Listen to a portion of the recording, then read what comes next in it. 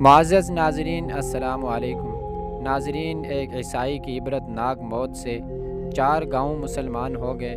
شمالی نائجیریا کے صوبہ گنگولی میں واقع موب نامی گاؤں میں ایک نہایت عبرت ناک اور نصیحت آموز واقعہ پیش آیا، جس کی تفصیل نائجیریا کے مختلف اخبارات اور رسائل میں شائع ہوئی۔ ایک شخص جو پیدائشی طور پر عیسائی تھا، لیکن مسلمانوں کے اخلاق، سیرت و کردار اور حسن معاشرت سے متاثر ہو کر اسلام قبول کر لیا۔ اس کی حرمہ نصیبی سے اسلام زیور آراستہ ہونے اور عرصہ دراز تک اسلامی زندگی گزارنے کے بعد پھر مرتد ہو گیا اور مسیحیت کا علم بردار اور پرجوش خطیب اور مبلغ بن گیا۔ اسلام دشمنی، مسلمانوں کے خلاف مہم جوئی اور پروپگنڈے، قرآن کی تکذیب، اس کی اہانت و تحقیر، انکار و استہزاء، زبان درازی اور طعن و تشنیع اس کا نصب العین اور زندگی کا اہم مشغلہ بن گیا تھا۔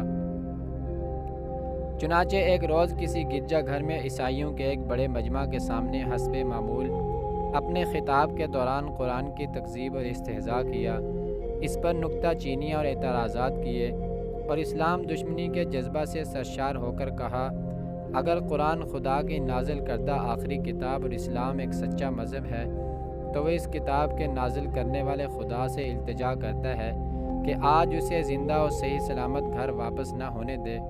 قدرت الہی کا کرشمہ سازی کہ کلیسا سے نکل کر گھر جاتے ہوئے راستہ کے ایک چھوٹے سے نالے کو پار کرنے کی کوشش کی، مگر پار نہ ہو سکا، نالے میں گر کر مر گیا۔ رفقائے سفر کو اس کی موت پر یقین نہ آیا اور اسے متعدد ہسپتال میں لے گئے، لیکن وہ مر چکا تھا۔ اس عبرت ناک موت سے متاثر ہو کر صوبہ کے 4 گاؤں مسلمان ہو گئے۔ دوسرے روز وہ آدمی بھی ہلاک ہو گیا جو اس کی جان بچانے کی کوشش کر رہا تھا۔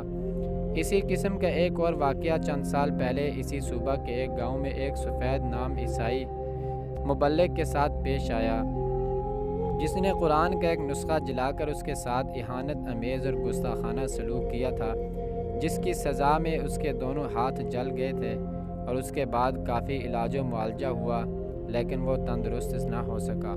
قرآن کا اعلان بالکل سچ اور برحق ہے۔